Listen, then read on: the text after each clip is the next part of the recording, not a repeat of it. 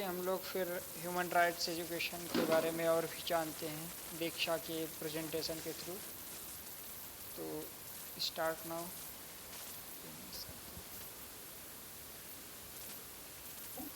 Okay, sir. Good morning, sir. Good morning, class. Good good morning morning ma'am.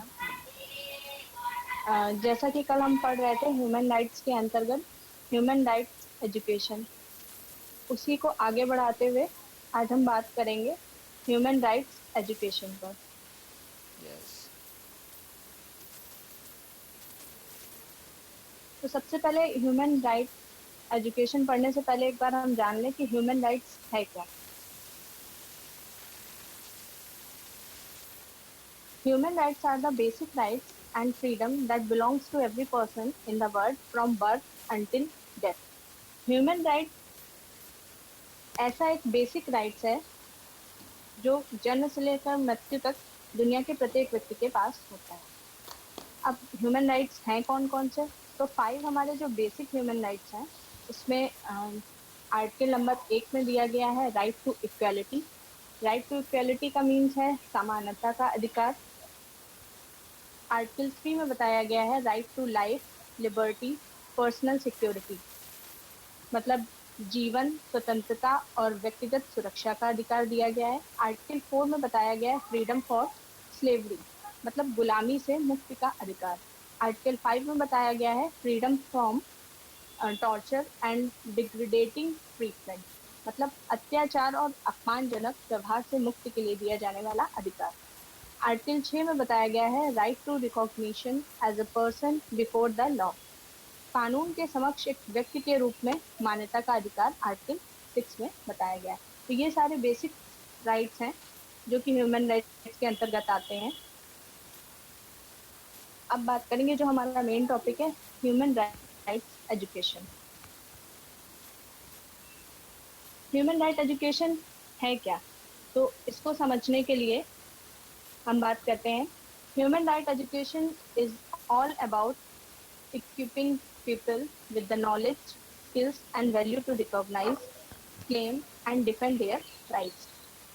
मतलब human right education का शाब्दिक अर्थ होता है मानवाधिकार शिक्षा। तो मानवाधिकार शिक्षा लोगों को उनके अधिकारों को पहचानने के लिए, क्लेम करने के लिए और उनकी रक्षा करने के लिए नॉलेज देता है, कौशल देता है, मीन्स स्किल्स देता है और वैल्यू के द्वारा उनको जानकारी बढ़ाने के लिए इन सब चीजों में सहायक है। नेक्स्ट पॉइंट है the ultimate goal of human right education is people working together to bring about human right, justice and dignity for all. इसका तात्पर्य है कि जो मानवाधिकार शिक्षा है उसका एकमात्र गोल या उद्देश्य वह है कि सभी के लिए जो भी ह्यूमन राइट्स हो उसमें न्याय और गरिमा लाने के लिए जो व्यक्ति साथ साथ काम कर रहे हैं उनके बीच न्याय हो और गरिमा हो, इसके लिए ह्यूमन राइट्स हमें बताता है ह्यूमन राइट एजुकेशन के थ्रू। थर्ड पॉइंट है human rights education is also an essential tool for human rights awareness and empowerment.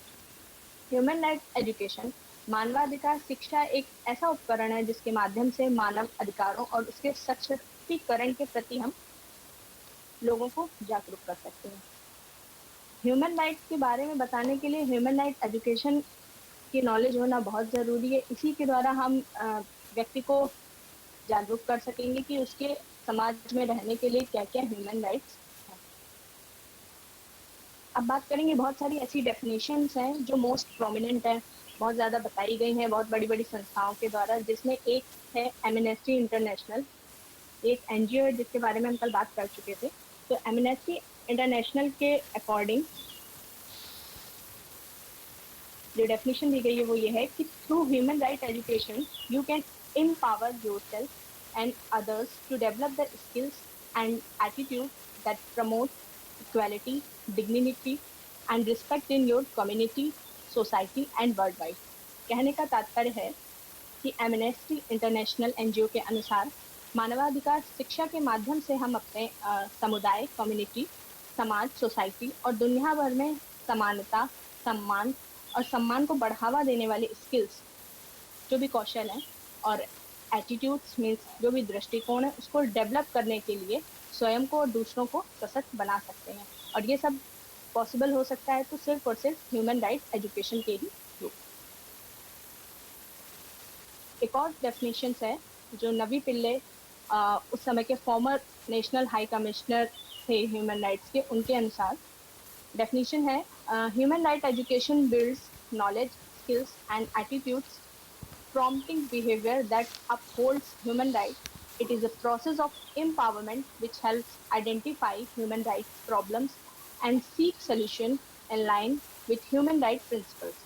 It is based on the understanding of our own responsibility to make human rights a reality in our community and society at large. मतलब मानवाधिकार शिक्षा में 3 चीजों का निर्माण होता है, वो है ज्ञान, कौशल और दृष्टिकोण। इन तीनों के ही माध्यम से ही मानवाधिकार शिक्षा का निर्माण हो रहा है, जो कि मानव के अधिकारों को बनाए रखने वाले बिहेवियर को प्रोत्साहित करती है। यह एक सशक्तिकरण मीन्स एम्पावरमेंट का प्रोसेस है जो हेल्प करती है आइडेंटिफाई करने के लिए कि ह्यूमन राइट्स प्रॉब्लम क्या है और उनका सोल्यूशन क्या है। विथ ह्यूमन राइट प्रिंसिपल इन सिद्धांतों के अनुरूप ही उस प्रॉब्लम का सोल्यूशन निकालने के लिए। और यह भी बताया गया है कि यह बहुत बड़े स्तर यानी कि पैमाने पर हम अपनी कम्युनिटी या सोसाइटी में ह्यूमन राइट्स को रियलिटी बनाने में मीन्स वास्तविक रूप देने में क्या क्या रिस्पॉन्सिबिलिटी है। अब एक तीसरी डेफिनेशन है यूनाइटेड नेशन वर्ल्ड प्रोग्राम के तहत उन्होंने बताया कि education training and information aimed at building a universal culture of human rights. A comprehensive education in human rights not only provides knowledge about the human rights and the mechanism that protect them, but also impart the skills needed to promote, defend, and apply human rights in the daily life. Human rights education fosters the attitude and behavior needed to uphold human rights for all the members of the society. इसका अर्थ है कि शिक्षा, प्रशिक्षण एवं सूचना means information, इन तीनों का एक ही उद्देश्य है, वह है ह्यूमन राइट्स। मानव अधिकारों की एक यूनिवर्सल कल्चर है, मतलब सार्वभौमिक संस्कृति को बनाना है। A comprehensive education in human rights including comprehensive का यहाँ पे मतलब है कि व्यापक शिक्षा जिसमें कि everything related to education that are included न केवल ह्यूमन राइट को बताती है बल्कि उनकी रक्षा करने वाले मैकेनिज्म को भी बताती है।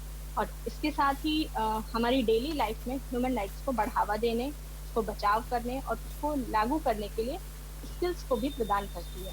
और साथ ही मानवाधिकार शिक्षा सोसाइटी के प्रत्येक मेंबर के लिए ह्यूमन राइट्स को बनाने के लिए एक इम्पोर्टेंट एटीट्यूड और बिहेवियर को बढ़ावा देती है। यह definition United nation world program के तहत बताई गई। अब बात करते हैं राइट टू एजुकेशन। इसकी बात ऑलरेडी हम कल के प्रेजेंटेशन में कर चुके हैं, जिसके अंतर्गत बताया था कि बहुत सारे एनजीओज हैं जो गवर्नमेंट ऑफ इंडिया के थ्रू बहुत सारे इनिशिएटिव्स किए गए हैं, जैसे कि SSA Sarva Shiksha Abhiyan, district primary education programme, operational black board, mid day meal. शिक्षा को बढ़ावा देने के लिए ये सारे इनिशिएटिव गवर्नमेंट ऑफ इंडिया की तरफ से किए जा चुके हैं। International committee of economics, social and cultural rights के भी थ्रू हमने बताया था कि राइट टू एजुकेशन के थ्रू 4 A's को ज़्यादा वैल्यू दी गई है, और जो 4 A's हैं वो है available, accessible, acceptable and adaptable. और ये जो ह्यूमन राइट्स एजुकेशन है 140 कंट्रीज में ऑलरेडी उनके कॉन्स्टिट्यूशन में इसका जिक्र किया गया है। ये चीज़ हम पहले कल की क्लास में डिस्कस कर चुके हैं। अब एक और डेफिनेशन है राइट टू एजुकेशन के लिए, according to the international convention on economic, social and cultural rights के थ्रू इन्होंने बताया है कि the right to education, right to free compulsory primary education for all and obligation to develop secondary education accessible to all in a particular by the progressive introduction of free education। कहने का तात्पर्य है कि शिक्षा के अधिकार में सभी के लिए मुफ्त मीन्स फ्री अनिवार्य प्राथमिक शिक्षा का अधिकार तो शामिल है। विशेष रूप से मुफ्त माध्यमिक शिक्षा के प्रगतिशील परिचय द्वारा सभी के लिए माध्यमिक शिक्षा को भी सुलभ बनाने का दायित्व शामिल किया गया है, ताकि जो राइट टू एजुकेशन है उसके माध्यम से प्राथमिक शिक्षा के साथ साथ ही माध्यमिक शिक्षा को भी बढ़ावा मिल सके। अब हमारे कॉन्स्टिट्यूशन में कुछ प्रोविजंस बताए गए हैं ह्यूमन राइट्स के लिए, उनके बारे में बात करेंगे। जिसमें पहला है कि constitutional perspective regarding right to education in India. Education is the most potent mechanism for the advancement of human being. तो इसमें बात करेंगे।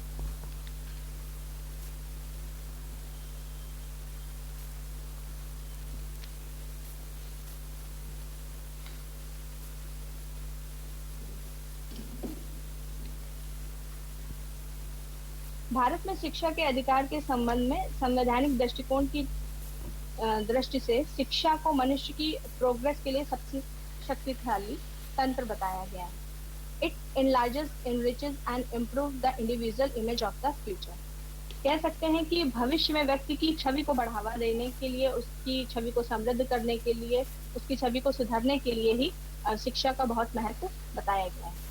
थर्ड पॉइंट है, the founding father of the nation recognize the importance and significance of right to education, make it a constitutional goal and place the same under the Constitution of India। मतलब जो राष्ट्र के संस्थापकों ने जब संविधान लिखा तो शिक्षा के अधिकार व उसके महत्व को पहचाना उस समय, और इसे एक संवैधानिक लक्ष्य बनाया ताकि सभी के ऊपर ये चीज लागू हो, ताकि प्रत्येक व्यक्ति तक इसे पहुंचाया जा सके और इसे संविधान, भारत के संविधान के तहत रखा जाए। The commitment enriches in the preamble and various articles of the Constitution। Bharat के संविधान और उसकी प्रस्तावना के में विभिन्न अनुच्छेदों, आर्टिकल्स के तहत कुछ प्रावधान दिए हैं जो कि हमारे शिक्षा से रिलेटेड है। जिसमें पहला आता है आर्टिकल 15(3)। इसके तहत enables the state to make special provision, मतलब राज्य को एक ऐसा विशेष प्रावधान दिया गया है कि वो उस अधिकार के तहत कुछ भी शिक्षा से रिलेटेड उसमें ऐड ऑन कर सकता है। Article 21A deals with right to education. Article 21A के ये शिक्षा के अधिकार से संबंधित ये एक ऐसा अनुच्छेद है। Article 24 prohibit employment of the children below the age of 14 years in the hazardous job. जैसा कि हम लोग जानते हैं कि आरटीआई के तहत, राइट टू एजुकेशन के तहत, education for free and compulsory education में जो एज लिमिट है वो 6 to 14 ईयर है। और आर्टिकल 14 में ये चीजें बताई गई हैं कि 14 साल से कम उम्र के बच्चों को हैजार्डस का वर्क, मतलब कह सकते हैं कि खतरनाक काम में लगाने पर रोकता है। तो ये आर्टिकल उसी से संबंधित है ताकि जो 14 साल से कम उम्र के बच्चे हैं या जिनकी उम्र 14 साल तक है, तो उन्हें पहले शिक्षा जरूरी है, ना कि उन्हें कोई भी कार्य करना जरूरी है। अब बात करते हैं नेक्स्ट आर्टिकल की। आर्टिकल 13F जो रिकमेंड्स करता है protection of childhood against exploitation and moral and material abandonment. इसके तहत यह अनुच्छेद सिफारिश करता है कि चाइल्डहुड में जो भी शोषण हो रहा है वो नैतिक या भौतिक परित्याग के संरक्षण की रिकमेंड्स करता है।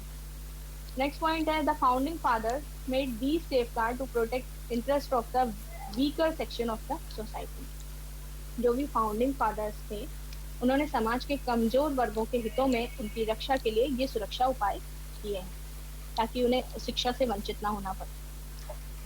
Article 45 direct the state to provide free and compulsory education to all the children under the age of 14 year. अनुच्छेद 45 में राज्य के 14 वर्ष से कम आयु के सभी बच्चों को मुफ्त और अनिवार्य शिक्षा प्रदान करने का जिक्र किया गया है। Article 45 has been given much importance as education is the basic necessity of the democracy। Article 45 को अधिक महत्व देने का एकमात्र कारण यही है कि शिक्षा लोकतंत्र की मूल आवश्यकता। Further, Article 46 declared that state shall promote with special care the education and economic interest of the weaker section of the people।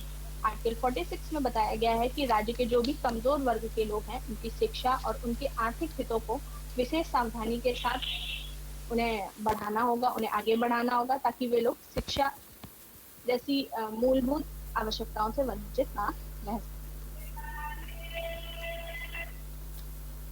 There is also a provision for special training of school dropout to bring them up to par with student of the same age. इसमें बताया गया है कि school छोड़ने वालों को भी समान उम्र, उन्हीं की उम्र के बराबर जो छात्र पढ़ रहे हैं, उनके बराबर लाने के लिए विशेष प्रशिक्षण का भी प्रावधान दिया गया है. The Parliament of the India enacted the Right of Children to Free and Compulsory Education Act or Right to Education Act on August 2009 and the same got enforced on April 1st, 2010.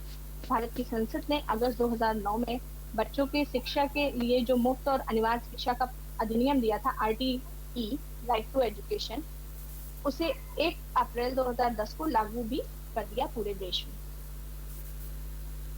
अब बात करते हैं objectives of human right education in India. Human right education का उद्देश्य क्या होना चाहिए? इसमें पहला पॉइंट है enhance the knowledge and understanding of human right. मानवाधिकार जो हमारे ह्यूमन राइट्स हैं उसके ज्ञान और उसकी अंडरस्टैंडिंग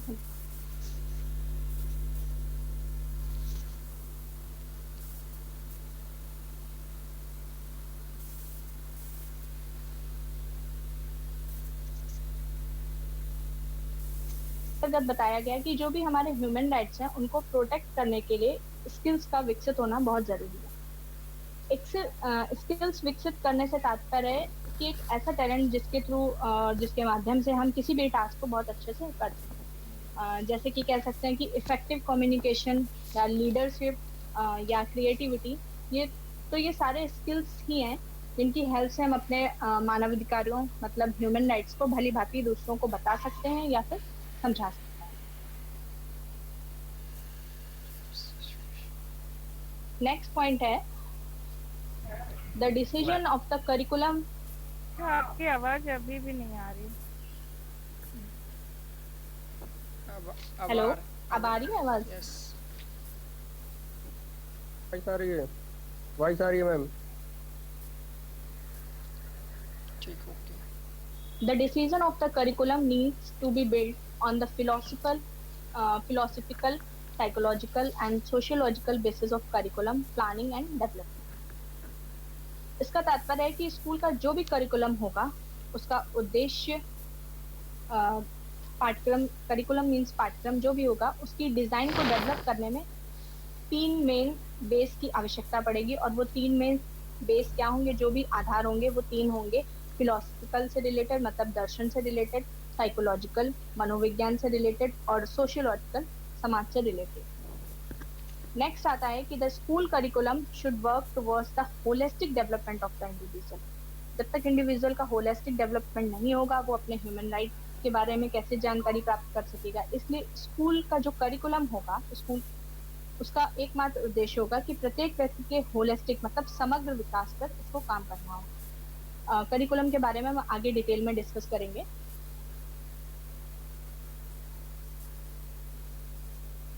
अब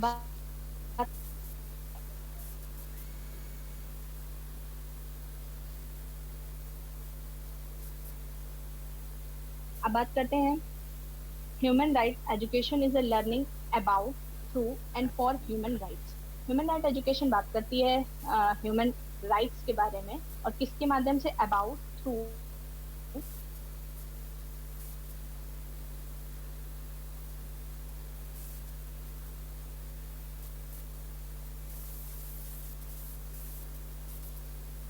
फर्स्ट पॉइंट है लर्निंग अबाउट ह्यूमन राइट्स. तो अबाउट का यहाँ पे मतलब है बारे में और फॉर का मतलब है के लिए, थ्रू के मतलब है माध्यम से. ह्यूमन राइट एजुकेशन के माध्यम से हम ह्यूमन राइट्स को जान सकते हैं और वो भी 3 टाइटल से, अबाउट, फॉर एंड थ्रू. तो सबसे पहले पढ़ेंगे लर्निंग अबाउट ह्यूमन राइट मतलब बारे में. Gaining knowledge and understanding of human right standard, principle and values and learning about the system and mechanisms available to protect human rights. जो भी हमारे ह्यूमन राइट्स के स्टैंडर्ड हैं मीन्स मानक हैं, प्रिंसिपल्स हैं मीन्स सिद्धांत हैं और जो भी वैल्यूज हैं उनके बारे में ज्ञान और समझ प्राप्त कर सकते हैं ह्यूमन राइट एजुकेशन के थ्रू. और साथ ही ह्यूमन राइट को प्रोटेक्ट करने के लिए सिस्टम और मैकेनिज्म का यहाँ पे तात्पर्य है रक्षा प्रणाली के बारे में भी सीख सकते हैं. और ये सब हम अबाउट ह्यूमन राइट्स के थ्रू ही सीख सकते हैं। नेक्स्ट है हमारा लर्निंग थ्रू ह्यूमन राइट्स, मतलब माध्यम से। Learning and teaching in a way that respect the human rights of both educators and learners. इसमें हम ह्यूमन राइट के माध्यम से इस तरह से सीखने और पढ़ाने पर बल देते हैं जिससे कि दोनों लर्नर और एज वेल एज एजुकेटर दोनों के ही अधिकारों का सम्मान हो सके। थर्ड हमारा आता है लर्निंग फॉर ह्यूमन राइट्स। इसके अंतर्गत empowering individuals to enjoy and exercise their rights and to respect and uphold the rights of others। इसमें for का यूज है मतलब के लिए। प्रत्येक व्यक्ति को अपने अधिकारों को एंजॉय करने और उनका उपयोग करने तथा दूसरे व्यक्ति के अधिकारों का सम्मान करने तथा सशक्त बनाने के बारे में बताया गया है। नेक्स्ट हमारा आता है करिकुलम। करिकुलम कैसा होना चाहिए ह्यूमन राइट एजुकेशन के अंदर, जिसके थ्रू हम अच्छी से अच्छी एजुकेशन प्रोवाइड करा सकें। The heart of human right education is the curriculum. Human right education का जो कोर है, जो मेन सब्जेक्ट है, वो है curriculum. Curriculum development for the all stages of school education. Curriculum development जो होगा वो स्कूल के एजुकेशन के प्रत्येक स्टेज में होगा। Human right education helps peoples be aware of human right issues and to understand human right concept such as democracy, freedom of speech, justice, equality, human dignity, solidarity and peace. Human right education जागरूक करता है human right issues जो कि उससे related है, और साथ ही human rights के कुछ इंपॉर्टेंट कॉन्सेप्ट जैसे कि डेमोक्रेसी, जिसे हम लोकतंत्र कहते हैं, freedom of speech, justice, equality, human dignity, solidarity means एकजुटता, और पीस। इन सभी कॉन्सेप्ट और अवधारणाएं कह सकते हैं कि इनको समझने में हमारी मदद करता है ह्यूमन राइट एजुकेशन।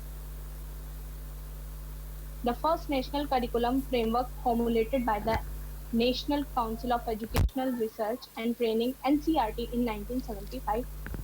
NCERT ने पहला नेशनल करिकुलम बनाया ह्यूमन राइट एजुकेशन के लिए, जिसके बारे में उनके विचार हैं the awakening of social consciousness, the development of democratic values end of a feeling for social injustice and national integration are the extremely important. All subjects should be taught in such a manner so as to foster the spirit of scientific humanism। NCERT के अनुसार जो सामाजिक चेतना है, मतलब consciousness है, और democratic value है, लोकतंत्र के जो मूल्य हैं, और सामाजिक अन्याय, राष्ट्रीय एकता की भावना, ये सभी बहुत ही इम्पोर्टेंट टॉपिक्स हैं, और इन सभी विषयों को इस तरह से पढ़ाया जाना चाहिए करिकुलम के अंतर्गत, ताकि जो वैज्ञानिक मतलब ह्यूमनिज्म, मानवतावाद की भावना को बढ़ावा मिले और सभी में उसी तरह की स्पिरिट्स भी डेवलप हो सके। ये एनसीईआरटी के थ्रू फर्स्ट जो बोला गया था वो है। अब बात करते हैं कि human right education can be incorporated into the school curriculum several ways. Human right education को स्कूल के करिकुलम में बहुत तरीकों से शामिल किया जा सकता है, जिसमें पहला है the formal curriculum. Schools may choose to examine their present curriculum and identify areas where themes and element of human rights education already exist। इसमें स्कूल अपने करिकुलम को एग्जामिन करेगा, उससे एरियाज को चूज कर सकता है जहां पर उन्हें ह्यूमन राइट ऑलरेडी एग्जिस्ट कर रहा है, जिससे कि करिकुलम की हेल्प से ह्यूमन राइट्स को पढ़ाया जा सके और एक अच्छा दृष्टिकोण को विकसित किया जा सके भविष्य के लिए। ह्यूमन राइट एजुकेशन को किसी भी नेक्स्ट पॉइंट आता है कि human right education is considered the most important part of the core curriculum of good general education. जैसा कि हमने पहले ही बताया था कि it is the heart of the curriculum development. तो ह्यूमन राइट एजुकेशन को किसी भी जनरल शिक्षा का मुख्य भाग करिकुलम में माना जाता है। इसके माध्यम से ही हम अपनी वैल्यूज, मॉरल्स को जान सकते हैं और एक समाज में एक शिष्ट नागरिक बन सकते हैं। और फॉर्मल एजुकेशन के थ्रू जैसे कोई भी एग्जांपल ले लें कि हम कोई भी लर्निंग एक्टिविटीज करा सकते हैं, जिसके थ्रू ह्यूमन राइट्स के बारे में कक्षा में या बच्चों को जानकारी दे सकते हैं। अब बात करते हैं दूसरे करिकुलम की, जो है कि informal curriculum. Human right education can also be promoted through the extra curricular and co curricular activities of the schools. Informal curriculum का तात्पर्य अनौपचारिक पाठ्यक्रम। अनौपचारिक पाठ्यक्रम को कह सकते हैं कि वह पाठ्यक्रम that occurs outside the formal system, formal system से अलग हटके किया जाता है। ह्यूमन राइट एजुकेशन को हम एक्स्ट्रा करिकुलर और को करिकुलर एक्टिविटीज के थ्रू भी बता सकते हैं, जैसे कि स्कूल्स में मान लिया हमने पोस्टर मेकिंग कंपटीशन रख दिया किसी भी टॉपिक पे जो कि हमारे ह्यूमन राइट से रिलेटेड है, उसके थ्रू हम बच्चों को ह्यूमन राइट्स के बारे में शिक्षा के माध्यम से समझा सकते हैं। तीसरा करिकुलम हमारा आता है हिडन करिकुलम, छुपा हुआ। Human right education should also addresses the far reaching hidden curriculum of the school to create a school atmosphere that truly reflects respect for human rights। हम कह सकते हैं कि जो हमारा हिडन करिकुलम है, मतलब छिपा हुआ है, उसके माध्यम से भी हम मानवाधिकारों का एटमॉस्फेयर तैयार कर सकते हैं स्कूल में। और इसके लिए बेस्ट एग्जांपल होगा कि मान लिया हम किसी भी स्कूल्स में गए और वहाँ पे देखा कि हाउ स्टूडेंट्स और teacher interact with each other, उनका एक दूसरे के साथ इंटरेक्शन कैसा है और what behaviour are considered as acceptable और अनएक्सेप्टेबल, कैसा व्यवहार बच्चे कर रहे हैं अपने टीचर के साथ, क्या वो एक्सेप्टेबल है या फिर वो नहीं एक्सेप्टेबल है, ये सभी हमारे आ जाएंगे ह्यूमन राइट्स के अंतर्गत। और इन सबको बताने का एक ही जरिया है, दैट इज एजुकेशन। अब करिकुलम में कुछ ऐसे स्पेसिफिक विषय हैं जो ह्यूमन राइट्स से रिलेटेड है, जिसमें पहला आता है ज्योग्राफी। ज्योग्राफी में जो मेन बात करेंगे वो स्ट्रेसेस करता है, उनका मेन मुद्दा होता है environmental and pollution issues and the study of international ecological problems. तो ये सारी प्रॉब्लम्स कहीं ना कहीं रिलेट करती हैं हमारे ह्यूमन राइट्स से, कि अगर हमारे ह्यूमन राइट्स हमें पता होंगे तो जो भी इन्वायरमेंट में प्रॉब्लम्स चल रही हैं, ग्लोबली प्रॉब्लम्स हैं, उन सबसे हम आसानी से बाहर निकल सकते हैं।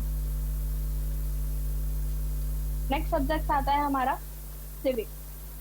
सिविक्स में मेनली फोकस करता है, civics focuses on Indian democracy, including topics such as individual and society, democratic citizenship, the constitution, the judiciary, democracy, foreign policy, the United Nations world problem, that is human rights, disarmaments, new international orders, etc.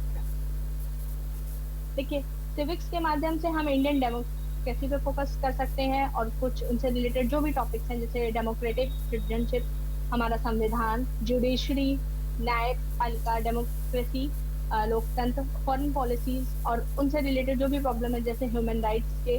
और डिसआर्मामेंट का मतलब यहाँ पे होता है निरस्त्रीकरण, कौन कौन सी नई पॉलिसीज आई और उनका निरस्त्रीकरण हुआ और कौन कौन सी इंटरनेशनल ऑर्डर्स हुए, व्यवस्थाएं लागू की, इन सब के बारे में हम सिविक्स एक ऐसा करिकुलम के रूप में सब्जेक्ट ऐड कर सकते हैं जिसके माध्यम से हम अपने ह्यूमन राइट्स को जान सकते हैं और उसके बारे में लोगों को जागरूक कर सकते हैं।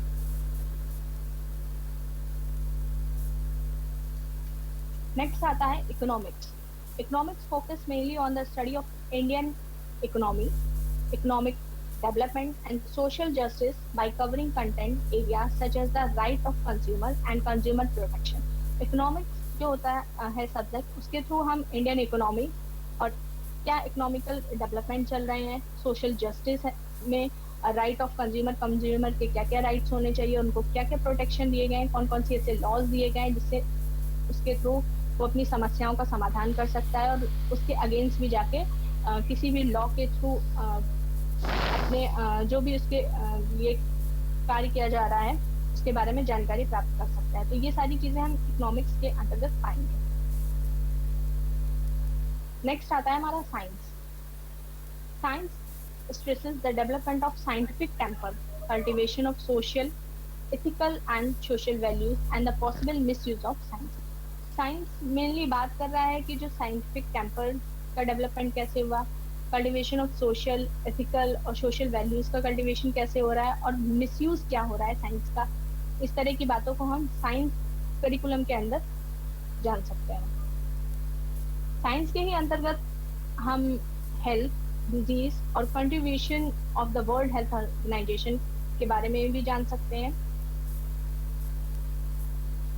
ये सारी चीज़ें ही पॉसिबल हैं एजुकेशन के थ्रू, और अगर करिकुलम में ये सारी चीज़ें ऐड होंगी तभी हम इन सब के बारे में जान सकते हैं। अब बात करते हैं biology. Biology can explore the scientific basis for human right and social free justice. Biology के माध्यम से हम कह सकते हैं कि हम साइंटिफिक बेसिस जान सकते हैं ह्यूमन राइट्स के लिए, और उसी के थ्रू सोशल फ्री जस्टिस को भी बता सकते हैं। नेक्स्ट है हमारा mathematics. Mathematics can teach the skills related to elementary statistics and graphing, which may be used to interpret data on food and population, agriculture and industrial outputs, and on education and other topics that had been bearing on basic human rights. तो maths हमें सिखाता है कि elementary statics क्या है, उसकी graphic कैसी है, डेटा की व्याख्या कैसे की जा सकती है, और वह डेटा फूड या किसी पॉपुलेशन, एग्रीकल्चर या इंडस्ट्रियल आउटपुट, इन सभी चीजों पर रिलेटेड हो सकता है, और कौन कौन से ह्यूमन राइट्स इसके अंतर्गत आ रहे हैं। जो भी डेटा कलेक्शन हुआ है उसके थ्रू हम मैथमेटिक्स एक ऐसा करिकुलम है जिसके थ्रू हम ये सारी चीजें जान सकते हैं। अब बात करते हैं टीचिंग मेथोडोलॉजी। टीचिंग मेथोडोलॉजी कैसी होनी चाहिए जिसके थ्रू हम ह्यूमन राइट एजुकेशन को बढ़ावा दे सकें। As discussed earlier, human rights teaching should permeate not only school subject but also every aspect of the school life. स्कूली जीवन के हर पहलू में ह्यूमन राइट्स को व्याप्त होना चाहिए ताकि उससे ज्यादा हमें उसके बारे में जानकारी प्राप्त हो सके। सिर्फ ये स्कूल सब्जेक्ट तक ही नहीं लिमिटेड होनी चाहिए। नेक्स्ट पॉइंट है कि there is no denying the fact that human right can be taught more effectively through various curriculum activities. बहुत सारी ऐसी एक्टिविटीज हैं जिसके थ्रू हम ह्यूमन राइट्स को बता सकते हैं।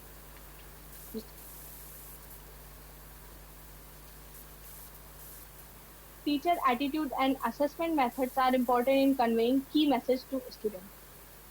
छात्रों को इम्पोर्टेंट मैसेज देने के लिए शिक्षक का दृष्टिकोण, उसका एटीट्यूड कैसा होना चाहिए, और उसके असेसमेंट मीन्स मूल्यांकन का तरीका, दोनों ही इम्पोर्टेंट रोल अदा करते हैं किसी भी शिक्षा के लिए, चाहे वो ह्यूमन राइट एजुकेशन हो या फिर कोई और हो। यदि पॉजिटिव एटीट्यूड रहेगा किसी भी टीचर का और असेसमेंट का, तो स्टूडेंट पर एक सकारात्मक और प्रभाव पड़ेगा जिससे उसे एक सही दिशा मिलेगी। अगर निगेटिव होगा तो नकारात्मक प्रभाव डालकर उसके ऊपर उस चीज का गलत असर पड़ेगा। कुछ टीचिंग मेथोडोलॉजीज में कुछ मेथड्स हैं जिनका जिक्र हम आगे कर रहे हैं। Discussion method, project method, activity method, complaining, celebration of various days, poster presentations. Discussion method के थ्रू भी हम ह्यूमन राइट एजुकेशन को बढ़ावा दे सकते हैं। क्लास में किसी भी टॉपिक पे जो भी हमारे ह्यूमन राइट्स हैं बेसिक्स उनके बारे में, या फिर कोई भी ऐसा टॉपिक है जो ह्यूमन राइट्स से रिलेटेड, उसके बारे में डिस्कस हम कक्षा में बच्चों को जागरूक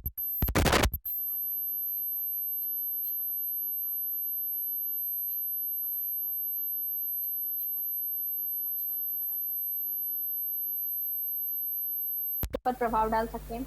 एक्टिविटी कर सकते हैं बच्चों के लिए जिसके राइट्स के बारे में जागरूकता को अधिक से अधिक बढ़ाया जा सकता है।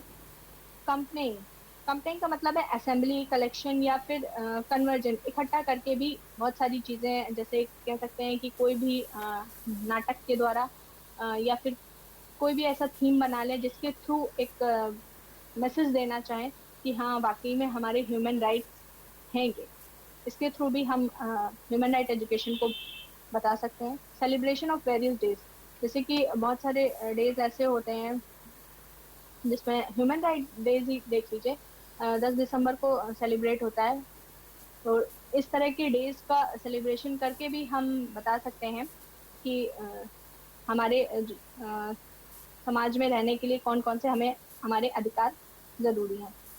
पोस्टर प्रेजेंटेशन के माध्यम से भी हम अपने जो भी हमारे अंदर विचार हैं उनको व्यक्त कर सकते हैं और बता सकते हैं कि क्या चीज़ें ह्यूमन राइट्स के अंतर्गत आती हैं। अब कुछ पीडागोगिकल टेक्निक्स हैं ह्यूमन राइट एजुकेशन के लिए, जिसमें है brainstorming, case studies, creative expression, discussion, field trips या फिर कम्युनिटी विजिट्स कह सकते हैं, इंटरव्यूज, रिसर्च प्रोजेक्ट, रोल पे सिमुलेशंस, विजुअल एड्स, ये सारी ऐसी टेक्निक्स हैं जिसके थ्रू हम ह्यूमन राइट एजुकेशन को बता सकते हैं। तो फर्स्ट हम डिस्कस करेंगे ब्रेन स्टॉर्मिंग। ब्रेन स्टॉर्मिंग, जिसका हिंदी में अर्थ होता है बुद्धिशीलता। यह एक ऐसा मेथड कह सकते हैं कि जिसके माध्यम से हम किसी भी पर्टिकुलर टेक्निकल या फिर कॉमर्शियल प्रॉब्लम को सॉल्व कर सकते हैं, और उस प्रॉब्लम को सॉल्व करने के आइडियाज को जनरेट करना बहुत जरूरी है, और उसी नॉलेज से दूसरों के साथ भी उस आइडियाज को शेयर कर सकते हैं। इस टेक्निक में बिना किसी इंटरप्शन के जो पार्टिसिपेंट होगा उसको इनकरेज किया जाता है, और वो इनकरेज इसलिए किया जाता है कि वो अपनी जो प्रॉब्लम है उसके बारे में ज्यादा से ज्यादा सोच सके, और जैसे जैसे उसमें आइडियाज आते जाएंगे और उन्हें तुरंत साझा करना होगा, ताकि हमारे अंदर जो भी कह सकते हैं कि बुद्धिशीलता में जो भी एक्टिविटीज हो रही है, जो भी माइंड में थॉट आ रहे हैं, उनको तुरंत तुरंत अपने किसी साथी व्यक्ति के साथ साझा करके अपनी क्रिएटिवनेस को बता सकते हैं, और यह एक तरह की ग्रुप एक्टिविटी होती है। अब इसमें 3 तरह की बेसिक बातें की गई हैं कि this techniques can be used to seek solution to problem and that are both theoretical and practical. इस टेक्निक में प्रॉब्लम्स को तो देखा गया है कि जो प्रॉब्लम्स होंगी उनका सोल्यूशन निकाला जाएगा, लेकिन सिर्फ उन्हें थ्योरेटिकल ही नहीं बल्कि प्रैक्टिकल करके भी देखा जा सकता है।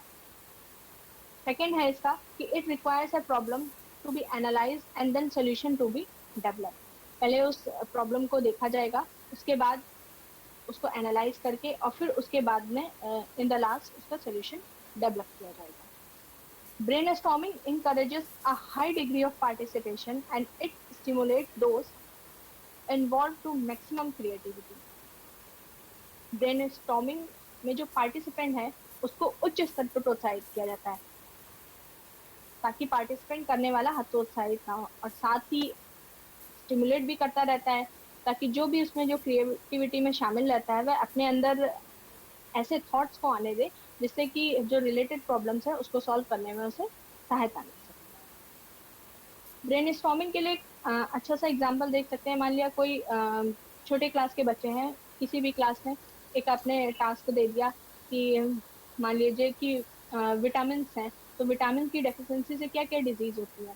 तो एक बच्चों ने एक उनसे ग्रुप एक्टिविटी दे दी इस टॉपिक पर। तो बच्चों ने देखा कि पहले तो हमें ये पता करना चाहिए कि विटामिन क्या होते हैं और उनसे रिलेटेड क्या डिजीज है, और वो डिजीज भी किस विटामिन के लिए हो रही है। तो एक तरह से एक थॉट प्रोसेस है कि इसके बाद कि पहले तो विटामिन क्या होते हैं ये पता करें, उसके बाद उनके टाइप्स क्या होते हैं वो पता करें, और जो डिजीज हो रही है वो भी किस पर्टिकुलर विटामिन की वजह से हो रही है, ये सारी चीजें पता करें। तो ये एक अच्छी एक्टिविटी है जिसके थ्रू हम पता कर सकते हैं कि बच्चों में थॉट प्रोसेस कैसे डेवलप हो रहा है। नेक्स्ट टेक्निक है जो हमारी, वो है case study. Student in small group work with the real और fictional cases that require them to apply human right standard. Small groups में स्टूडेंट्स रियल और फिक्शनल मतलब काल्पनिक केसेस के साथ साथ काम करते हैं, जिससे उन्हें ह्यूमन राइट्स के मानकों को लागू करने की आवश्यकता होती है। कौन कौन से ह्यूमन राइट्स उसमें लागू हो रहे हैं, इन सब चीज़ों के बारे में उन्हें पता चलता है। इसके लिए एग्जाम्पल ले सकते हैं कि मान लिया कोई भी लीगल सिस्टम है, जैसे कि ट्रैफिकिंग हो रही है चिल्ड्रन की, तो कभी कभी होता है उसमें कि लीगल सिस्टम को अब्यूज किया जाता है, उसको माना नहीं जा रहा है ट्रैफिकिंग के लिए बच्चों के लिए। तो उसमें जो भी रियल और जो भी फिक्शनल केसेस हैं उसमें ह्यूमन राइट्स के मानकों को लागू करा जा रहा है कि नहीं, ये हम एक पता कर सकते हैं केस स्टडीज मेथड के through. This method encourages analysis, problem solving, planning skills as well as the cooperation and team building. Case studies में जो भी केस स्टडी होगी उसमें इंकरेजेस होगा एनालिसिस, जो भी हमारा केस होगा उसके बारे में एनालाइज करेंगे, प्रॉब्लम सॉल्व करेंगे, प्लानिंग स्किल्स, उस प्रॉब्लम को सॉल्व करने के लिए क्या क्या स्किल्स होनी चाहिए, कोऑपरेशन है टीम में कि नहीं है, और टीम बिल्डिंग की टीम में एकजुटता हो रही है कि नहीं हो रही, इन सारी चीज़ों को इनकरेज करा जा सकता है केस स्टडीज के थ्रू। नेक्स्ट है हमारा creative expression. The art can help to make concept more concrete, personalise abstractions and affect attitudes by involving emotional as well as intellectual response to human rights.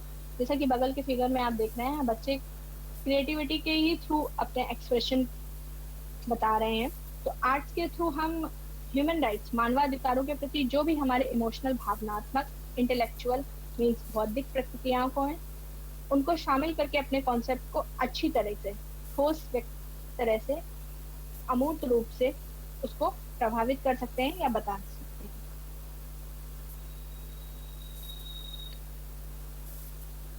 Creative expression का example लेने के लिए हम बात कर सकते हैं कि जैसे मान लिया ऐसा हमने तो रियल में देखा है कि आईआईटीज में रोल प्ले एक्ट होते हैं, जिसमें बिना बोले ही एक्सप्रेशन दे के बहुत सारी चीजें बताई जाती हैं। तो एक रोल प्ले काफी साल पहले मैंने देखा था कि जिसमें ह्यूमन राइट्स के बारे में ही उन्होंने विदाउट एनी वॉइस, उन्होंने सिर्फ एक्सप्रेशन के ही थ्रू एक मैसेज दिया था कि हम क्रिएटिव एक्सप्रेशन के थ्रू भी अपने राइट्स को लोगों तक पहुंचा सकते हैं। नेक्स्ट है हमारा फील्ड ट्रिप्स या फिर community visit. Field trips, community visit, student benefit from the extension of school into the community. Field trip के थ्रू स्टूडेंट को बेनिफिट मिल सकता है कि वो किसी कम्युनिटी में जा रहा है, वहाँ की चीज़ों के बारे में पता करके वहाँ के लोगों के प्रति क्या विचार है, क्या वो अपने ह्यूमन राइट्स से जागरूक हैं कि नहीं जागरूक हैं।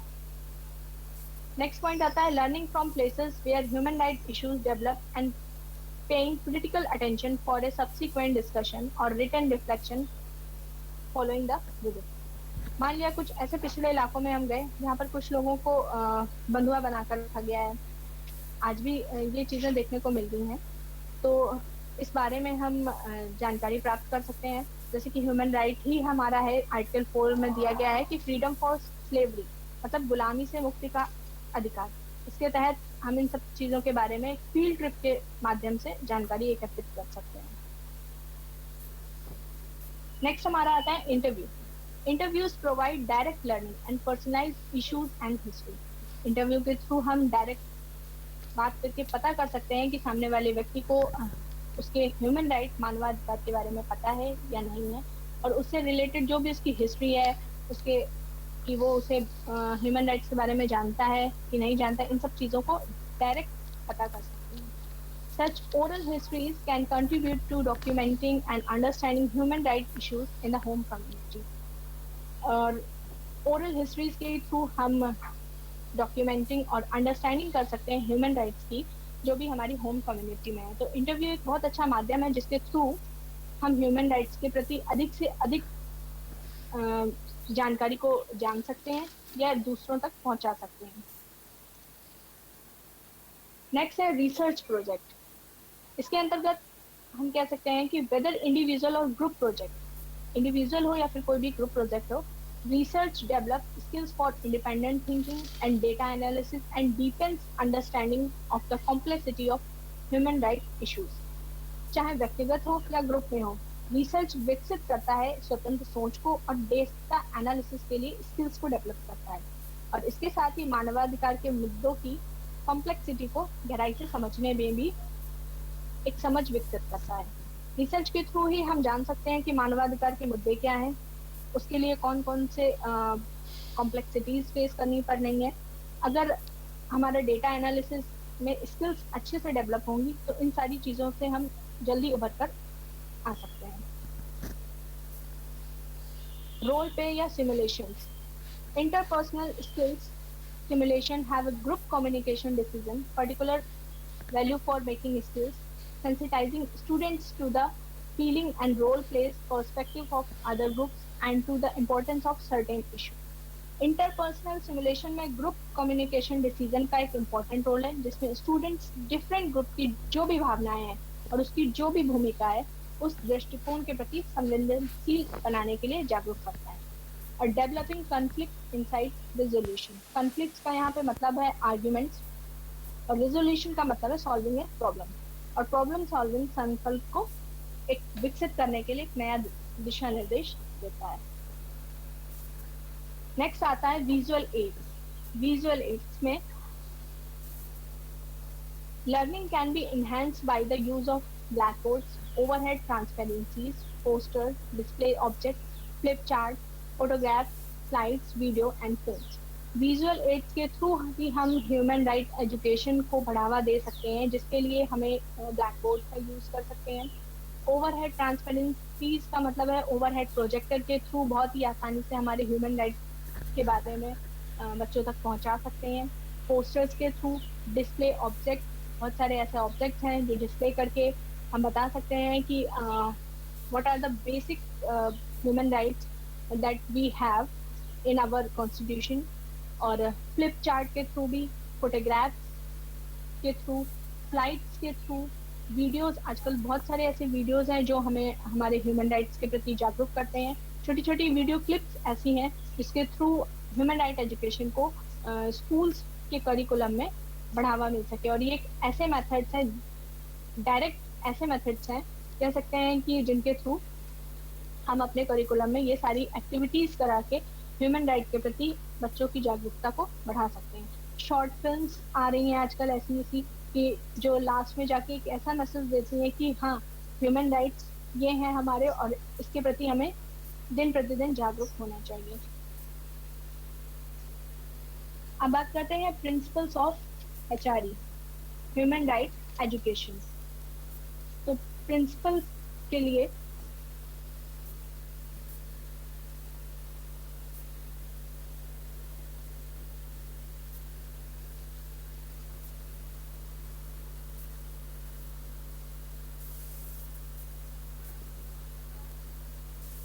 school stage to the university with methods appropriate to the age level। Human right education को स्कूल स्टेज से स्टार्ट करके यूनिवर्सिटी लेवल तक पढ़ाया जाता है और ये हर एक एज के लेवल के लिए ही ऐसे ऐसे मेथड्स को यूज किया जाता है ताकि बच्चा जो स्कूल एज से यूनिवर्सिटी एज तक जा रहा है उसको उसके ह्यूमन राइट पता तक हो सके। और teacher of related subject areas should be able to teach human rights, give some specific training on the preferred methodology.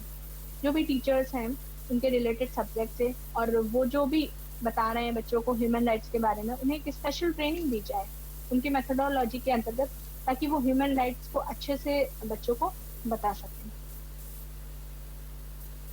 Human right education should be inherited in all subjects but could be given a special role as relevant in history and civics education। जैसे कि हम पहले भी बात कर चुके हैं, civics और हिस्ट्री एक ऐसा सब्जेक्ट है जिसके थ्रू हम ह्यूमन राइट्स को बहुत ही अच्छे से बच्चों को बता सकते हैं।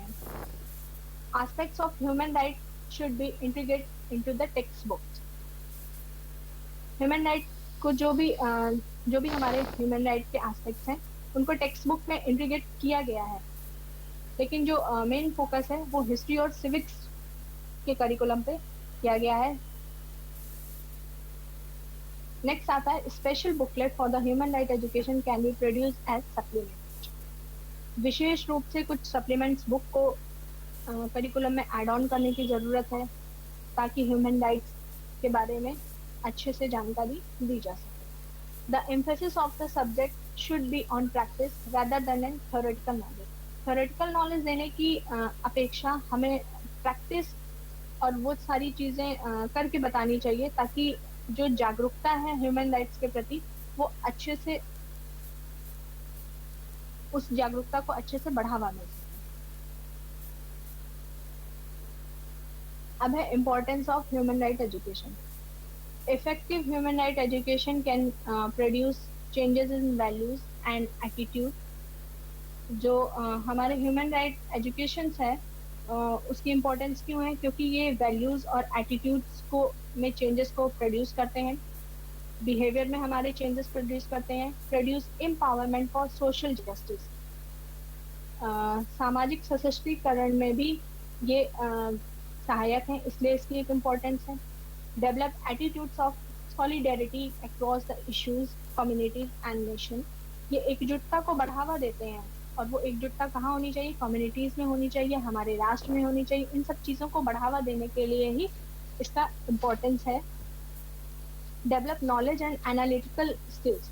नॉलेज के साथ साथ ही स्किल्स को भी बढ़ावा देता है ह्यूमन राइट एजुकेशन, इसलिए भी इसकी इम्पोर्टेंस है। Encourage participatory education. बहुत सारी ऐसी सहभागी शिक्षा है जिसको बढ़ावा दिया जाता है ह्यूमन राइट एजुकेशन के थ्रू, इसलिए भी कह सकते हैं कि इसकी इम्पोर्टेंस ज़्यादा है। अब बात करते हैं कि ह्यूमन राइट एजुकेशन को क्या हम दूसरे तरह की एजुकेशन से भी कनेक्ट कर सकते हैं? Can you connect human right education with some other kind of education? तो इसका आंसर होगा यस। और हाउ? तो ह्यूमन राइट एजुकेशन को हम जेंडर एजुकेशन से कनेक्ट कर सकते हैं, intercultural and anti racism education से कनेक्ट कर सकते हैं, ग्लोबल एजुकेशन से कनेक्ट कर सकते हैं, एजुकेशन फॉर सस्टेनेबल डेवलपमेंट, सतत विकास की शिक्षा के साथ भी ह्यूमन राइट एजुकेशन को हम कनेक्ट कर सकते हैं, पीस एजुकेशन, शांति शिक्षा, उसके साथ भी हम ह्यूमन राइट एजुकेशन को कनेक्ट कर सकते हैं, सिटीजनशिप एजुकेशन के साथ भी ह्यूमन राइट एजुकेशन को हम कनेक्ट कर सकते हैं, एजुकेशन फॉर डेमोक्रेटिक सिटीजनशिप, लोकतंत्र में लोकतंत्रात्मक नागरिकता के लिए भी हम ह्यूमन राइट एजुकेशन को कनेक्ट कर सकते हैं, social education and moral education is also connect with the human right education. तो इन सारी एजुकेशन के जो भी हैं उनको हम ह्यूमन राइट से किस तरह से कनेक्ट कर सकते हैं, ये इस डायग्राम के थ्रू बताया गया है। अब आता है problems of the human right education in India. India में ऐसी क्या प्रॉब्लम आ रही है ह्यूमन राइट एजुकेशन के अंतर्गत, उस पर हम बात करेंगे। फर्स्ट पॉइंट है, nowadays moral and ethical values in education system of India are declining. जो मॉरल वैल्यूज हैं, जो हमारे नैतिक वैल्यूज हैं, वो एजुकेशन सिस्टम में दिन पर दिन देख रहे हैं कि घटती ही जा रही है, और जिसका रिजल्ट हम पिछले कुछ सालों में देख रहे हैं कि एक घटना हुई थी, a 15-year-old student killed his Hindi teacher in Chennai. Chennai की एक घटना है जिसमें 15 साल के बच्चे ने सिर्फ 15 साल की ही उम्र में उसने अपने हिंदी टीचर की हत्या कर दी। तो ये कहीं ना कहीं कह सकते हैं कि अगर ह्यूमन राइट्स हमारे एजुकेशन में शामिल नहीं होगा तो इस तरह की घटनाएं हमें देखने को मिलेगी। एक और घटना है कि in last year 2 school students kills their principal and same in 2017 in Delhi. तो बच्चों के अंदर कहीं ना कहीं इस तरह की हिंसात्मक हिंसा वाली चीजें उभर के आ रही हैं, या उनका रवैया इस तरह का हो रहा है हमारी सोसाइटी के प्रति कि वो इन सारी घटनाओं को अंजाम दे रहे हैं। अगर ह्यूमन राइट एजुकेशन का सही रूप से उनको शिक्षा दी जाएगी तो शायद ऐसी घटनाओं पर पाबंदियां लग सकती हैं। It shows that our education system completely lost its norm and ethical values। तो इस तरह की घटनाओं से हम कह सकते हैं कि जो हमारी एजुकेशन में वो अपने नॉर्म्स ऑफ एथिकल वैल्यूज को खो रही हैं कहीं ना कहीं। It is a very harmful to the democracy and dignity of individual. ये हमारे लोकतंत्र और प्रत्येक व्यक्ति की गरिमा के लिए बहुत ही हार्मफुल है कि ह्यूमन राइट एजुकेशन में इस तरह की घटनाएं हो रही हैं, which are covered by human right as well as constitutional right, जो कि ह्यूमन राइट और उसके साथ साथ ही जो हमारे कॉन्स्टिट्यूशनल राइट्स हैं इन सब में ये चीजें शामिल हैं।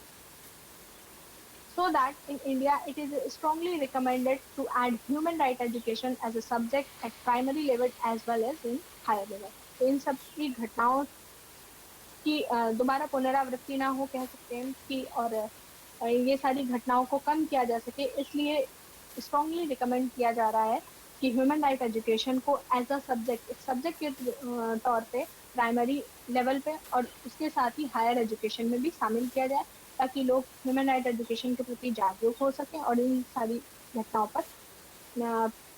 घटनाओं में कमियां आ सकें। अब बात करते हैं कि ह्यूमन राइट एजुकेशन का यूज़ क्या है 21st सेंचुरी में। तो इसका यूज़ हम एक पॉजिटिव वे में देखेंगे as a strategy for development. ये एक तरह की डेवलपमेंट के लिए एक स्ट्रेटजी प्रोवाइड कराता है, एज एम्पावरमेंट, सशक्तिकरण के लिए एम्पावरमेंट है, का रूप प्रदान करता है, as a way of change for human rights, women's right के लिए एक चेंज है, एक जरिया है। ह्यूमन राइट एजुकेशन के ही थ्रू हम वुमेन राइट को जान सकते हैं। As a legal prospective and for law enforcement, legal prospective का मीन है कानूनी संभावना के रूप में, और लॉ इन्फोर्समेंट का मतलब है कि यहाँ पे लॉ को कैसे एग्जीक्यूट किया जाएगा, कैसे इम्प्लीमेंटेशन होगा उसका सोसाइटी में। इसलिए ह्यूमन राइट एजुकेशन का एक तरह से इसे इस पॉजिटिव वे में ले सकते हैं, as a legal education for social transformation and human sensibility. Legal education के रूप में भी, कानून से शिक्षा के रूप में भी सोशल ट्रांसफॉर्मेशन हो सके और ह्यूमन सेंसिबिलिटी को भी बढ़ाया जा सके, इस तौर पे हम इसका यूज देख सकते हैं। अब बात करते हैं कंक्लूजन पे कि ह्यूमन राइट एजुकेशन को बढ़ावा देने के लिए या इस टॉपिक को पढ़ने के बाद हमारा क्या कंक्लूजन निकल के आ रहा है। India has emerged as a strong nation as a global leader at the turn of the century. Bharat एक स्ट्रॉन्ग नेशन और ग्लोबल लीडर के रूप में उभर कर आ रहा है, जैसा कि हम सब जानते ही हैं। Education play key role in providing basic knowledge and skills for sustained growth of economy and to overall progress. शिक्षा ऐसा रोल प्ले कर रहा है जिसके थ्रू जो हमारी बेसिक नॉलेज और स्किल्स हैं वो उनकी सस्टेन सतत ग्रोथ होती जा रही है, और वो ग्रोथ किस रूप में है, इकोनॉमी के रूप में भी और ओवरऑल प्रोग्रेस भी होती जा रही है। तो शिक्षा का एक महत्वपूर्ण योगदान इस क्षेत्र में है।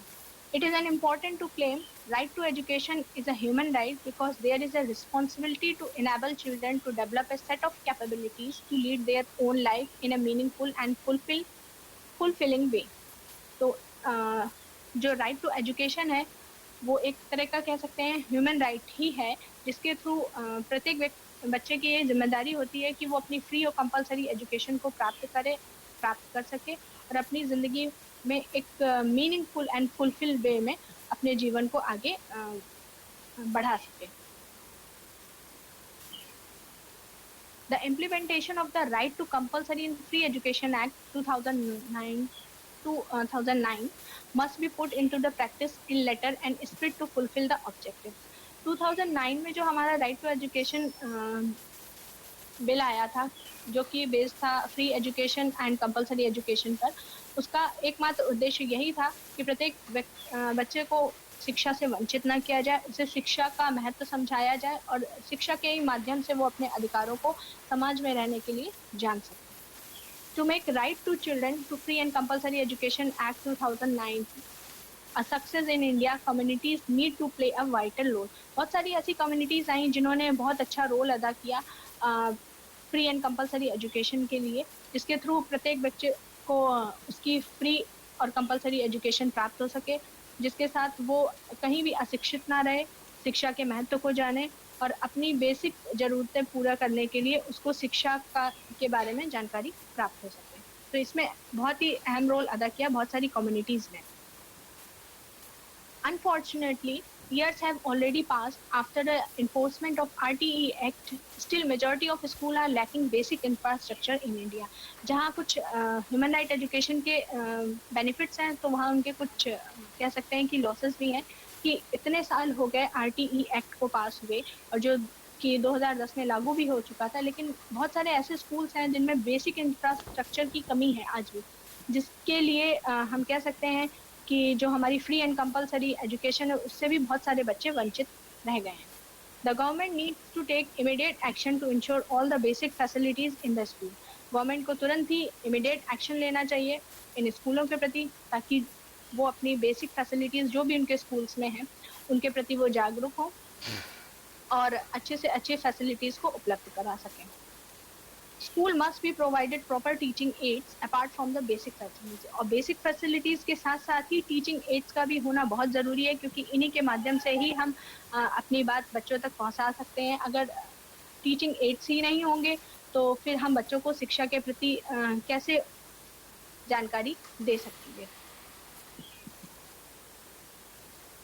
There should be a penalty charges who rules out of the norms, और पेनाल्टी चार्जेस भी लगाने चाहिए ताकि जो भी स्कूल्स हैं वो इन सारी नॉर्म्स को, कंडीशंस को ना मान रहे हों, तो उनके लिए ये मस्ट कर देना चाहिए कि पेनाल्टी चार्जेस लगें, ताकि वो अपने जो कार्य हैं उसके प्रति सकारात्मक रवैया अपना सकें और अच्छे से अच्छी व्यवस्था शिक्षा के लिए कर सकें। They must also be ensured co-curriculum activities for proper personality development of the student. Co-curricular activities का होना बहुत ज़रूरी है for the development of the student, जैसा कि पहले भी बताया है कि रोल प्ले मेथड और poster making competition, discussion method, these are the some methods that helps to enhance the curiosity of the student towards the human right education. इन सारे methods के थ्रू हम बच्चे की जागरूकता को और बढ़ा सकते हैं ह्यूमन राइट्स के प्रति, और इसका माध्यम सिर्फ एक ही है जो कि है शिक्षा। तो ये सारी को करिकुलम एक्टिविटीज के थ्रू इन सारी चीजों को कराने का एकमात्र उद्देश्य यही है कि बच्चों का संपूर्ण विकास हो सके। द राइट प्रोहिबिट्स, अब कुछ राइट में चीजें भी हैं ऐसी जिसके थ्रू हम कह सकते हैं कि ह्यूमन राइट एजुकेशन पे अफेक्ट पड़ रहा है निगेटिव वे में। Physical punishment and mental harassment, physical punishment दिया जाता है, मेंटल हैरस किया जाता है, जिसके थ्रू कभी कभी होता है कि बच्चों का पढ़ाई में मन नहीं लग रहा है, और अगर मन नहीं लग रहा है तो इन सारी चीजों के प्रति वो जागरूक नहीं है, तो इसका अफेक्ट ह्यूमन राइट्स पे भी कहीं ना कहीं पड़ेगा। सेकेंड है कैपिटेशन फीस। कैपिटेशन फीस एक तरह का इलीगल ट्रांजैक्शन होता है, जो कि कह सकते हैं कि बढ़ी हुई फीस है, और रेगुलेटरी नॉर्म्स के अलावा जो भी राशि हम स्कूल को दे रहे हैं उसके लिए ये है। एक्स्ट्रा जो भी फीस पे कर रहे हैं उसका तात्पर्य कैपिटेशन फीस से है। हालांकि इसके लिए 1984 में एक एक्ट भी दिया गया है इसके अगेंस्ट, बट आजकल देखा जाता है कि मोस्टली पब्लिक स्कूल्स में एक्स्ट्रा फीस के नाम पे, कैपिटेशन फीस के नाम पे एक्स्ट्रा फीस चार्जेस लिए जा रहे हैं। Screening procedures for admission, screening procedures हो रहे हैं एडमिशन में, टेस्ट लिए जा रहे हैं, बच्चों का इंटरव्यूज लिया जा रहा है, ये भी एक बहुत बड़ा बैरियर है एडमिशन के लिए। Private tuition bye teachers, teachers ने ऐसा बोल दिया कि आप प्राइवेट ट्यूशन लोगे उन्हीं से तभी आपको पढ़ाई में अच्छा मार्क्स दिए जाएंगे। तो ये सारी एक तरह से बाउंड्रीज वॉल तैयार कर दी गई हैं जिसके थ्रू बच्चे की एजुकेशन पे अफेक्ट पड़ रहा है। रनिंग अनरिकॉग्नाइज्ड स्कूल, बिना रिकॉग्नाइज किए, बिना नॉर्म्स को माने गवर्नमेंट के कुछ सारे ऐसे स्कूल्स हैं जो चल रहे हैं जिनमें जो शिक्षा का स्तर है वो बहुत ही नीचा है, जिसके थ्रू बच्चे शिक्षा के प्रति उतने जागरूक नहीं है जितना उन्हें होना चाहिए। जब शिक्षा के प्रति उतनी जागरूकता नहीं तो ह्यूमन राइट्स की बात तो बहुत दूर की है। तो ये सारी खामियां हैं। Childrens are the valuable human resource of the nation. बच्चा एक human resource of the nation के लिए एक कह सकते हैं कि स्टेपिंग स्टोन है, जिसके थ्रू ही हम उसके आगे के विकास के बारे में जानते हैं, और एक नेशन के लिए एक रिसोर्स है वो बच्चा। और अगर उसकी शिक्षा ही नहीं सही होगी तो वो भविष्य में राष्ट्र का निर्माता किस प्रकार से बनेगा। Child shows the man as morning shows the day, ये एक कोटेशन है जिसका अर्थ है कि बच्चा आदमी को वैसे ही दिखाता है जैसा सुबह दिन दिखाती है हमें। So it is our duty to look after every child to ensure his full personality development. तो ये हमारी ड्यूटी होनी चाहिए कि हम बच्चे की फुल पर्सनैलिटी डेवलपमेंट पे फोकस करें, उसकी एजुकेशन पर ध्यान दें। उसकी एजुकेशन ही जब अच्छी होगी तभी वो अपने ह्यूमन राइट्स के बारे में जान सकेगा, उसके समाज में रहने के लिए उसके लिए क्या सारे अधिकार जो हमारे कॉन्स्टिट्यूशन ने दिए हैं उन सब के प्रति वो जागरूक हो सकेगा। ये रेफरेंसेस हैं। That's all about the human right education. Thank you class. Thank you ma'am.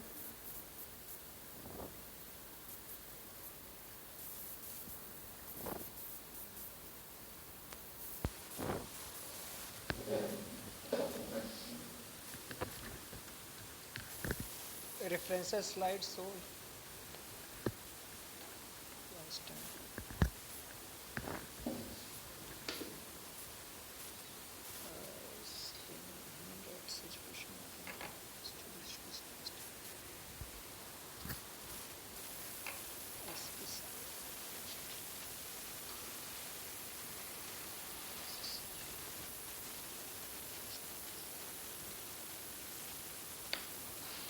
Sir इसमें जो टॉपिक का नाम लिखा है वो भी शायद इटैलिक है हमको लग रहा है, या वो टॉपिक इटैलिक नहीं होना था सर।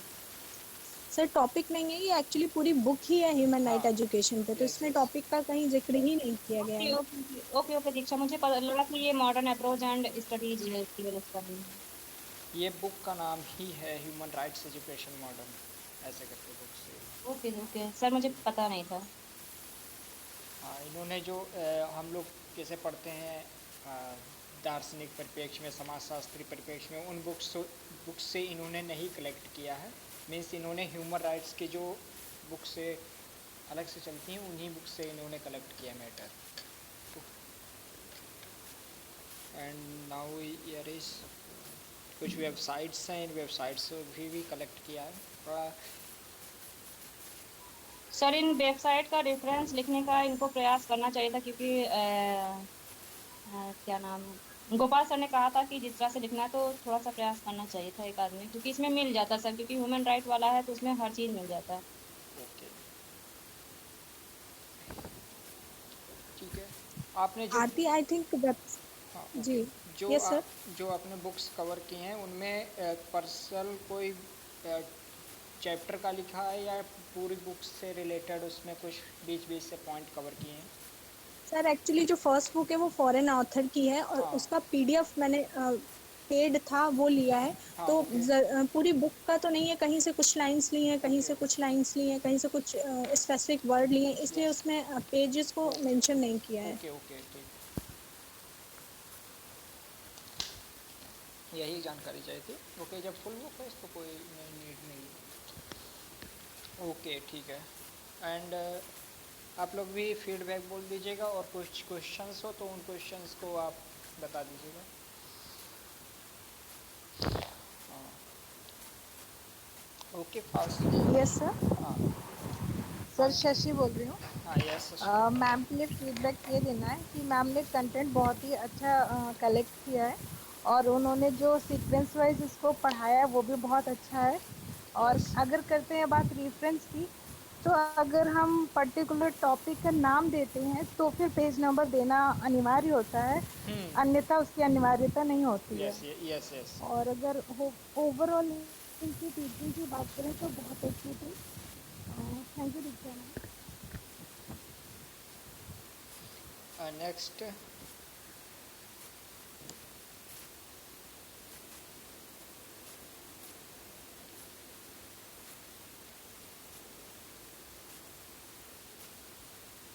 हाँ बोलिए प्लीज फास्टली बोलिए फीडबैक।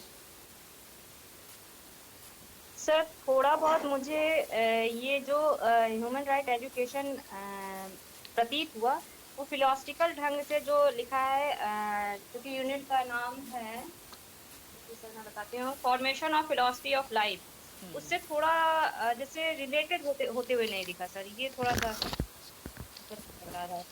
नहीं रिलेट पूरा नहीं होगा। सर पूरा का पूरा जैसे जो कॉन्स्टिट्यूशन ने दिया है वही पूरा प्रतीत हो रहा था, तो फिलॉसफी से कुछ जुड़ा हुआ नहीं लग रहा था सर। यही फिलॉसफी यहाँ पर बताने की आवश्यकता है कि आप फिलॉसफी तक इसको कहाँ तक ले जाएंगे। इससे ह्यूमन राइट्स का है, जैसे वैल्यू एजुकेशन हम लोगों ने पढ़ा था। अब इन वैल्यू एजुकेशन और ह्यूमन राइट्स ये भी हमारे दर्शन के परिप्रेक्ष्य में ही आते हैं। ऐसा नहीं कि हम दार्शनिक परिप्रेक्ष्य में आत्मा परमात्मा यही चीज़ें पढ़ें वो ही हमारा दर्शन है। ये भी ह्यूमन राइट्स हैं। वैल्यू एजुकेशन जो हमें एस्थेटिक वैल्यू है और पीस ऑफ एजुकेशन है, ये सारे हम हमारे फिलासफिकल बेस पे हम दूसरे परिप्रेक्ष्य से इसको पढ़ते हैं। जो हमारे लिखा है ना फिलासफी ऑफ लाइफ है ना, जो हमारे लाइफ के लिए इम्पोर्टेंट फंक्शन होते हैं वो भी हमारे इस वो आएंगे यहाँ पर फिलासफी के बेस पर। तो यहाँ पर यही मैटर पढ़ने की आवश्यकता थी, यही सारी चीज़ें पढ़ने की ज़रूरत थी। ओके कुछ अलग से नहीं इसमें दर्शन का इसमें एड होगा।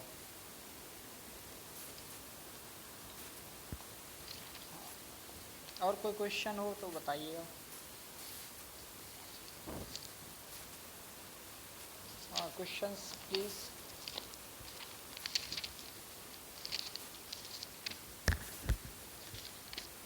Hello sir. हाँ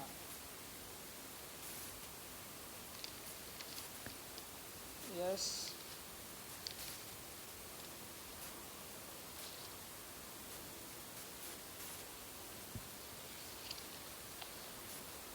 हाँ कौन पूछ रहा था क्वेश्चन बोलिए। सर क्वेश्चन तो नहीं है, हाँ फीडबैक है। जैसा कि हम लोग ह्यूमन राइट के बारे में दीक्षा मैम ने बताया और बहुत डिटेल में एकदम से जो चीज़ें होनी चाहिए थी पॉइंट ऑफ व्यू से भी समझाने का बहुत अच्छे से प्रयास किया यस और यस बहुत अच्छी स्लाइडें भी बनाई और पढ़ाने का तरीका भी बहुत अच्छे से समझाने का, क्योंकि उनका जो बेस है वो इंग्लिश है लेकिन हिंदी में ट्रांसलेट करके बहुत अच्छे से बताने का प्रयास है। ये बहुत अच्छी बात है। यस यस यस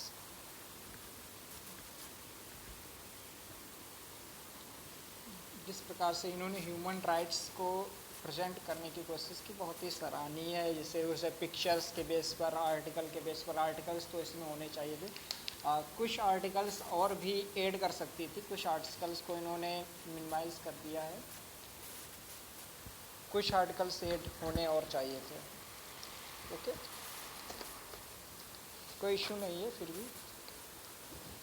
और कुछ हम देख सकते हैं इसके ऑर्गेनाइजेशंस कौन कौन से हैं, वो भी अगर आवश्यकता हो तो उसको भी बताना चाहिए था। इंटरनेशनल ऑर्गेनाइजेशन है, उनके भी आवश्यकता थी यहाँ पर बताने के लिए। तो ये था कि एक जनरल नॉलेज क्वेश्चन के बेस पर उनकी भी जानकारी मिल जानी चाहिए थी। ओके, और प्रेजेंटेशन बहुत अच्छा रहा और काफ़ी ही बेहतरीन रहा। स्लाइड्स भी काफ़ी अच्छी बनी थी, इसमें पिक्चर सेट थी, ये सब एट्रैक्टिव स्लाइड्स थी और प्रेजेंटेशन भी एट्रैक्टिव ही था। ओके, फिर आप लोग भी बता के फिर फिनिश करते हैं क्लास को। किसी को बताना है?